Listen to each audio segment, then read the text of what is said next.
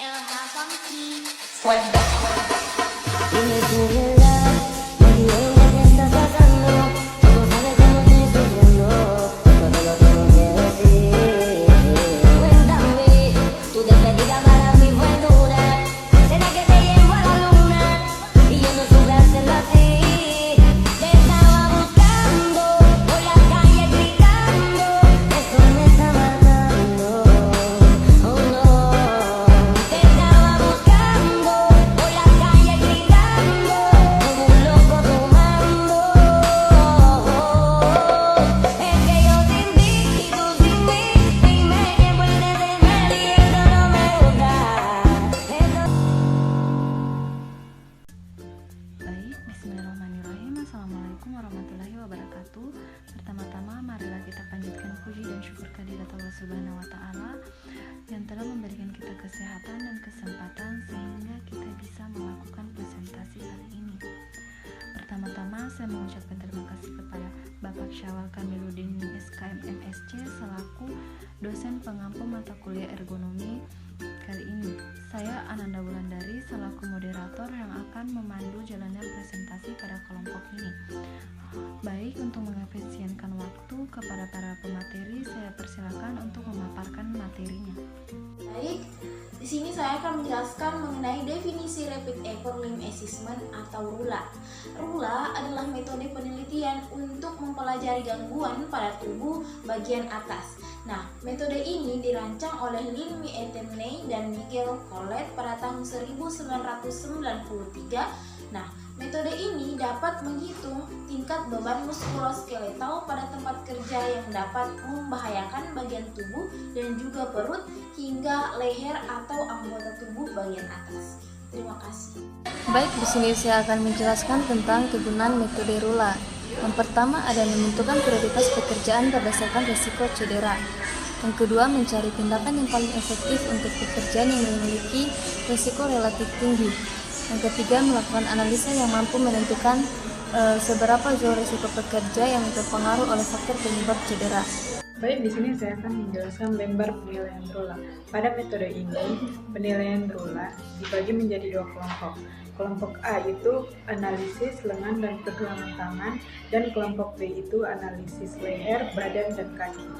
Kelompok yang pertama itu analisis lengan dan pergelangan tangan. Langkah yang pertama ini mencari posisi lengan atas pada pedagang bakso bakar. Di sini kami melihat pada gambar pergelangan tangan pedagang bakso bakar berada pada posisi 20-45 derajat dengan skor plus 2 dan ditambah plus 1 karena bahunya terangkat. Maka skor lengan atas dari pedagang bakso adalah plus 3. Selanjutnya mencari posisi lengan bawah. Pada gambar terlihat posisi lengan bawah pedagang bakso itu 60 sampai dengan 100 derajat dengan skor plus 1 dan ditambah plus 1 karena salah satu lengannya bekerja melintasi garis tengah atau sisi tubuh. Jadi skor dari lengan bawah adalah plus 2. Selanjutnya langkah yang ketiga itu mencari posisi pergelangan tangan. Di sini posisinya 15 derajat ke bawah dengan skor plus 2 dan ditambah plus 1 karena pergelangan tangan ditekuk dari garis tengah.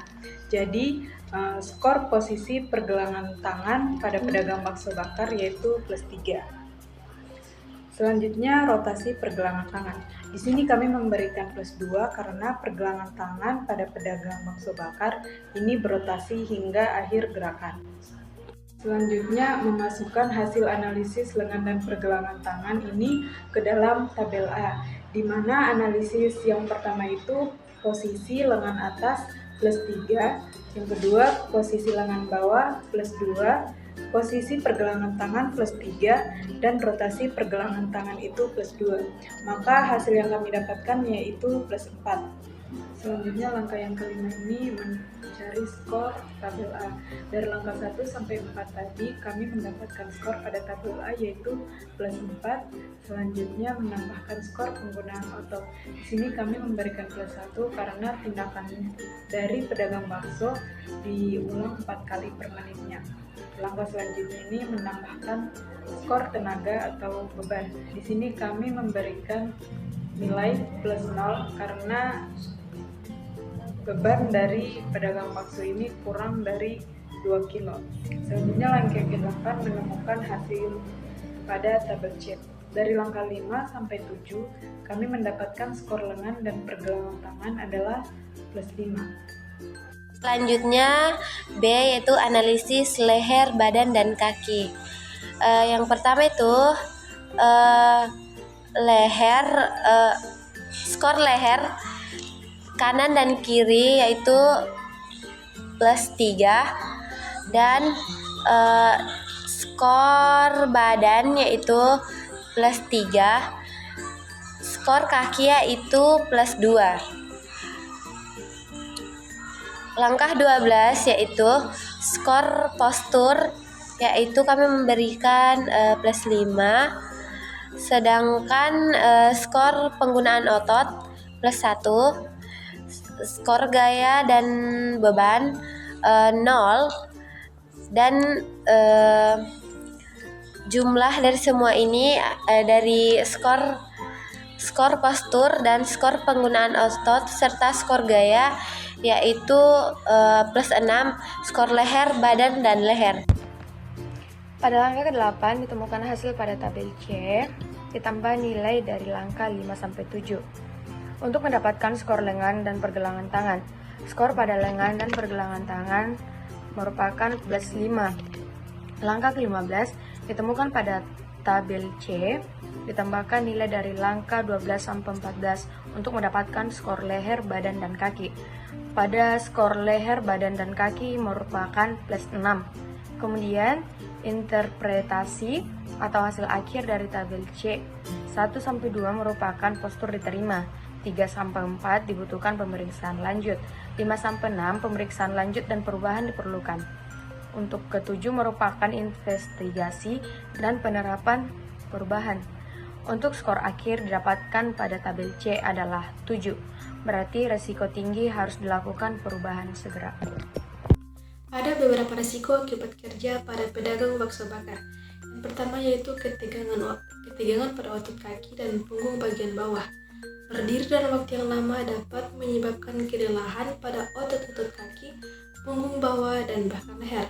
Hal ini bisa mengakibatkan rasa sakit atau cedera dalam jangka waktu yang panjang. Yang kedua yaitu gangguan peredaran darah. Berdiri terlalu lama juga dapat menyebabkan aliran darah ke kaki menjadi terhambat, meningkatkan risiko varisces dan masalah sirkulasi lainnya. Yang ketiga yaitu risiko gangguan muskuloskeletal.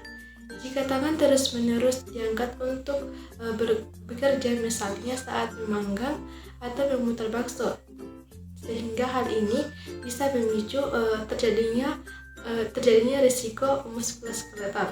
Baik, di sini saya akan menjelaskan rekomendasi atau usulan perbaikan. Yang pertama, penggunaan kursi yang ergonomis. Penggunaan kursi yang ergonomis dirancang untuk mendukung postur tubuh yang baik, mengurangi tekanan pada punggung, leher, dan bahu. Kursi ini biasanya memiliki sandaran yang bisa diatur, penyangga pinggang, serta bantalan yang nyaman agar tubuh tetap seimbang dan nyaman saat duduk. Yang kedua, modifikasi area atau permukaan kerja. Mengubah ketinggian meja sesuai dengan posisi alami tubuh dapat mengurangi ketegangan otot dan sendi. Ini membantu menjaga postur tubuh yang baik dan mengurangi risiko cedera atau ketidaknyamanan. Yang ketiga, perubahan postur dan melakukan peregangan secara berkala. Duduk dalam posisi yang sama terlalu lama dapat menyebabkan ketegangan otot. Oleh karena itu, penting untuk sesekali mengubah posisi duduk dan melakukan peregangan ringan, otot tetap lentur, aliran darah lancar, serta mencegah kelelahan dan nyeri. Baik, itu saja dari saya. Terima kasih. Baik, saya akan menjelaskan kesimpulan dari materi kami, yaitu hasil analisis postur tubuh pada pedagang bakso bakar. Kami dapat memahami dampak pekerjaan terhadap kesehatan fisik mereka. Pedagang bakso bakar seringkali harus berdiri dalam waktu yang lama, membungkuk dan mengangkat beban berat seperti peralatan memasak dan bahan baku. Postur tubuh yang tidak ergonomis ini dapat menyebabkan berbagai masalah kesehatan seperti nyeri punggung, leher, dan bahu. Oleh karena itu, penting bagi pedagang untuk memperhatikan postur mereka saat bekerja dan menggunakan alat bantu untuk mengurangi beban fisik seperti kursi yang ergonomis atau meja kerja yang sesuai tinggi badannya. Pelatihan tentang teknik pengangkatan yang benar dan istilah yang cukup juga bisa membantu mencegah cedera dan meningkatkan kesejahteraan mereka. Baik, itulah tadi hasil presentasi dari kelompok kami. Semoga materi yang telah dibawakan oleh kelompok kami dapat bermanfaat. Saya selaku moderator dan mewakili teman-teman saya meminta maaf apabila ada kesalahan dan kekurangan. Wabillahi taufiq wal hidayah. Wassalamualaikum warahmatullahi wabarakatuh.